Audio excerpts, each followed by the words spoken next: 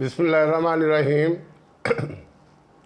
साहिबो channel सदाए जहानिया के मेज़बान अशरफ अदी मशदी का सलाम कबूल कीजिए। मैं आज आपके सामने एक छोटा सा सबका मौज वाक़या आपके सामने रख रहा हूँ।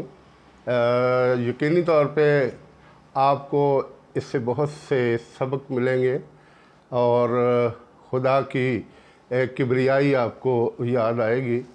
सूरत-ए-हाल ये है कि एक फैक्ट्री के मालिक असर के बाद अपनी फैक्ट्री में बैठे हुए थे। सर्दी का मौसम था।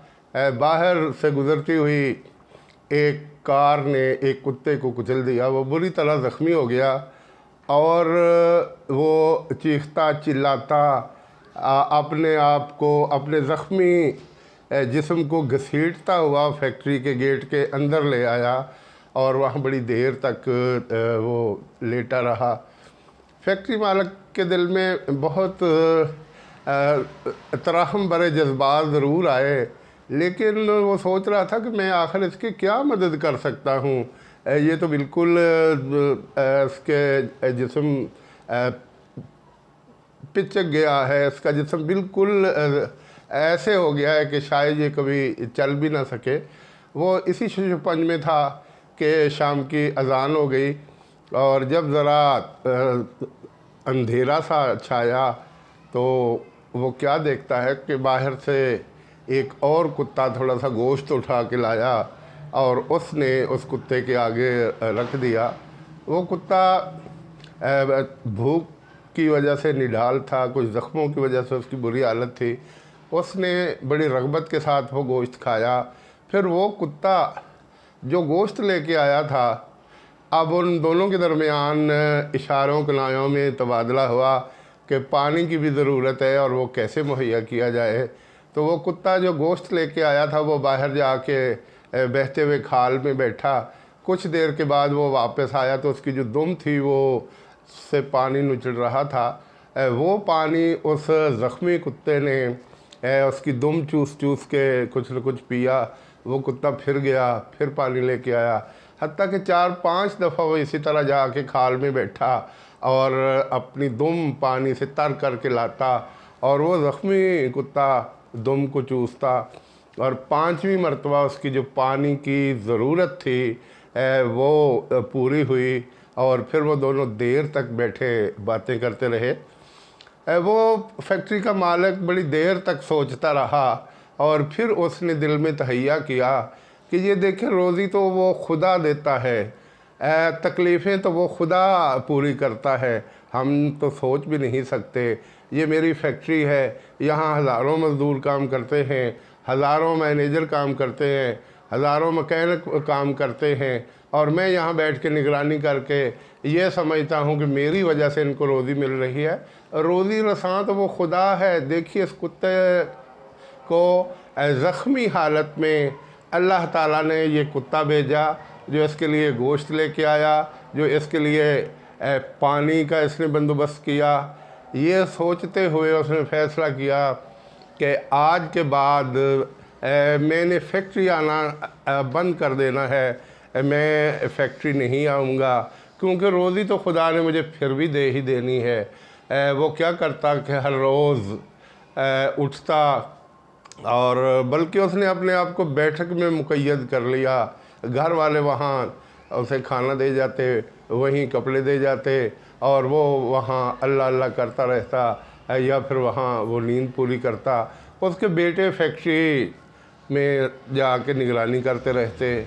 इस तरह 2 साल का अरसा गुज़र गया और वो बड़ी मुतमिन ज़िंदगी गुजार रहा था और कहता था कि वो परेशानी, वो टेंशन जो हर वक्त मेरे जहन और दिल पर सवार रहती थी वो मुझसे कोसों दूर हो गई और मैंने महसूस किया कि ये खुदा ताला ने मुझ पर कितना एहसान किया कि एक वाक़े ने मेरी ज़िंदगी बदल कर रख दी। कहते हैं 2 साल का अरसा गुज़र गया।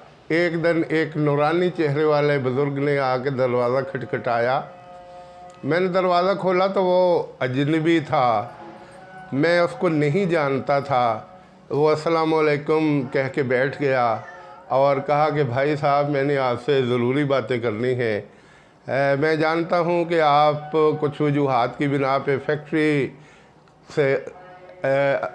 को एक साइड पे रख के, उस काम को एक साइड पे रख के यहाँ बैठे अल्लाह अल्लाह करते रहते हैं। वहाँ बहुत से मज़दूर अब भी काम करते हैं, वहाँ बहुत से मकैनिक और मैनेजर और दीगर अमला अब भी काम करता है, लेकिन इसके बावजूद मखलूक खुदा ऐसी है जिसको एक और फैक्ट्री की ज़रूरत है, जिनके चूल्हे ठंडे हैं। तो आप ऐसा कीजिए कि उठिए और एक और फैक्ट्री लगाइए, ये उन लोगों के लिए बहुत बेहतर होगा। तो उसने दिल में सोचा कि ये आदमी मुझे यूँ लगता है जैसे उस खुदा ताला ने भेजा है, जिसके कब्ज़े कुदरत में, जिसकी मुट्ठी में तमाम कायनात के मामलात हैं। तो वो ये सोचते हुए सुबह उठा, उसने कुछ ज़मीन ख़रीदी और अगले ही दिन उसने उसकी बुनियादें उठाना शुरू कर दी।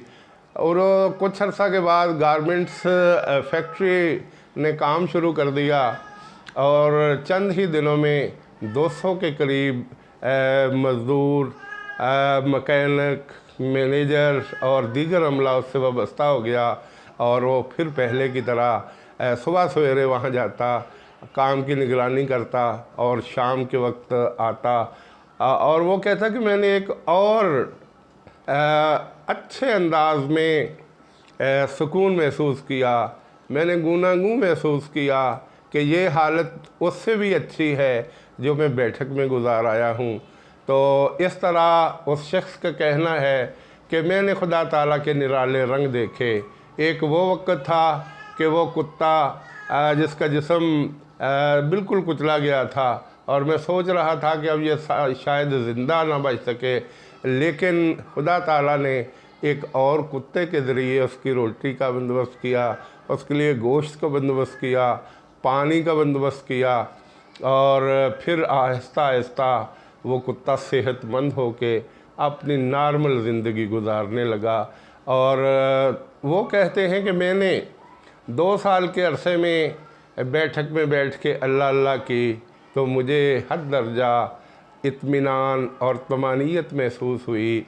और जब उस नूरानी चेहरे वाले शख्स ने मुझे आके कहा कि ठीक है, आपकी फैक्ट्री, आपके बच्चे अच्छी तरह संभाल चुके हैं, आप एक और फैक्ट्री लगाइए, बहुत से और लोग हैं जिनके चूल्हे ठंडे हैं, यकीनी तौर पे जब आप नई फैक्ट्री लगाएंगे तो उनको रोज़गार मिलेगा और उनके चूल्हे भी गर्म होंगे, उनके घरों में भी तनख्वाह जाएगी, उनके बच्चे और अहले खाना उनकी कमाई हुई जो आमदन है, तनख्वाह है, उससे अपना पेट पालेंगे और ज़िंदगी की दौड़ में शामिल होते रहेंगे।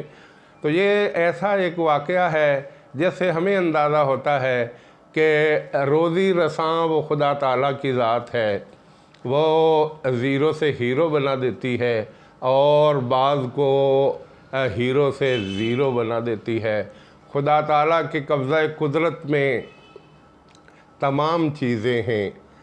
कहते हैं एक जगह पे कुछ लोग तबलीग कर रहे थे कि खुदा ताला की ज़ात मौजूद है, लेकिन कुछ दहरिया टाइप लोग वहाँ मौजूद थे जो कहते थे कि हमने ये याद रहे कि दहरिया लोग खुदा ताला को नहीं मानते, लेकिन उन लोगों ने बहुत से दलाइल दिए कि आप ये जहन में रखिए, ये चरिंद परिंद, ये फूल और फुलवाड़ियाँ, ये दरख्त, ये नहरें, ये शहद और बाकी तमाम चीज़ें जो हैं ये खुदा ताला ने बनाई हैं।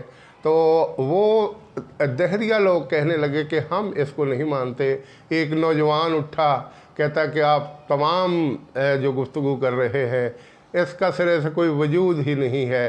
तो उन लोगों ने जो वहाँ तबलीग कर रहे थे उन्होंने कहा कि आप जाइए, अगर आपको कहीं खुदा नज़र आ जाए तो फिर हमारे साथ ज़रूर रब्ता करना। वो 1 हफ़्ता के बाद आया और कहने लगा कि मैंने खुदा को देख लिया। उन्होंने कहा कि कैसे देख लिया? कहता मैं अपनी गाड़ी पे जा रहा था, चलती हुई शाहराह पर एक्सीडेंट हुआ और मेरी गाड़ी टुकड़े टुकड़े और किरची किरची हो गई।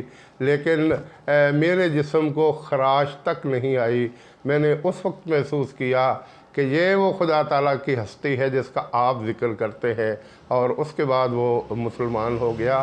तो साहिबो, मेरी आपसे इल्तिमास है कि आप खुदा ताला को पहचानिए। आप खुदा ताला को रोज़ी रसां समझते हुए अपने रोज़ी के जो मामलात है कोशिश ज़रूर कीजिए, लेकिन जितने आपके मामलात हैं वो खुदा ताला पर छोड़ दीजिए। वो हमारे हर अच्छे बुरे का हर अच्छे बुरे काम की निगरानी भी करता है, और हर अच्छे और बुरे काम को वो अपनी निगाहों से देखता भी है। उसे हमारी भूख का भी अंदाज़ा है, उसे हमारी खुशहाली का भी अंदाज़ा है। तो हम उस खुदा के लिए दिन रात एक करें, बदनी इबादत के साथ साथ सदका व खैरात करें, ताकि अल्लाह ताला राज़ी हो और हम इस सदका व खैरात और इबादत की वजह से अल्लाह के सामने सुरखरू हूँ। वस्सलाम।